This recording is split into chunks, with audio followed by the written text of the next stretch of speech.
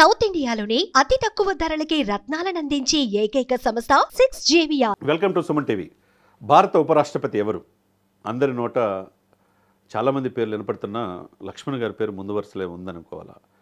భారత జనతా పార్టీని బీజేపీలో ఏబీపీ నాయకుడి నుంచి ఆర్ఎస్ఎస్లో ఆ భావాలు పునికిపుచ్చుకొని 1980 నుంచి భారతీయ జనతా పార్టీలో ఉన్నాడు. ఏ పార్టీ ఆయన మారల. 2 సార్లు ముషీరాబాద్ ఎమ్మెల్యే అయ్యాడు. తర్వాత బీజేపీ అధ్యక్షుడు 2 సార్లు చేశాడు.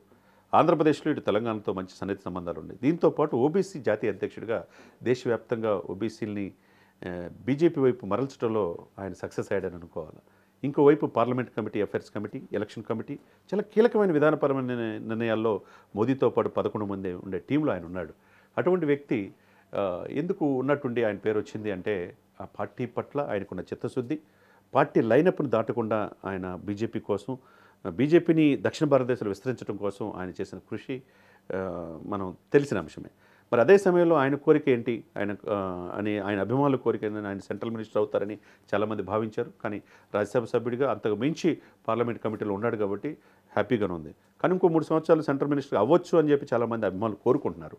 మరి సెంట్రల్ మినిస్టర్ అవుతారు అనుకున్న ఈ సందర్భంలో ఆయన్ని ఇతర దేశాలకు కూడా ప్రాతినిధ్యం పంపించే బృందాల్లో కూడా ఈయన నాయకత్వంతో పంపిస్తారు. మొన్న ఫిజీలో కూడా ఆయన నాయకత్వంలోనే, లక్ష్మణ్ గారి నాయకత్వంలోనే పంపించారు. నిన్న కూడా రాజ్యసభలో PSC committee, public accounts committee 2025-26 నివేదికని ఆయనే రాజ్యసభలో సమర్పించాడు. అంటే దాన్ని బట్టి ఆయన యొక్క ఎదుగుదల ఎవరికి లేని ప్రాధాన్యత ఈ దేశంలో ఆయనకు ఉన్నది. మరి కేంద్ర మంత్రి అవుతాడా, లేకపోతే భారత ఉపరాష్ట్రపతిగా ఆ పదవి వెంకయ్యనాయుడు తర్వాత ఒక తెలుగు వ్యక్తికి వరిస్తుందా అనేది ఎదురు చూడాలి. ఏదేమైనా కానీ నాయకులు, రాజకీయాలు ఎట్లా ఉంటాయంటే పాలిటిక్స్ తెలిసిన వాళ్ళు సక్సెస్ అయ్యేది.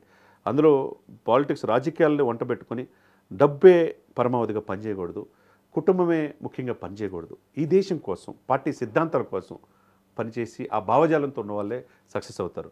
ఆ కోవలో మొదటి వరుసలో ఉండే వ్యక్తి డాక్టర్ కె లక్ష్మణ్ గారు. చాలా సామాన్యమైన కుటుంబం నుంచి వచ్చి యూనివర్సిటీ లీడర్గా ఎదిగి ఆ తర్వాత బీజేపీలో ఎమర్జ్ అయ్యి బీజేపీ ఎదుగుదలకు ఆయన ఎంతో కృషి చేశారు.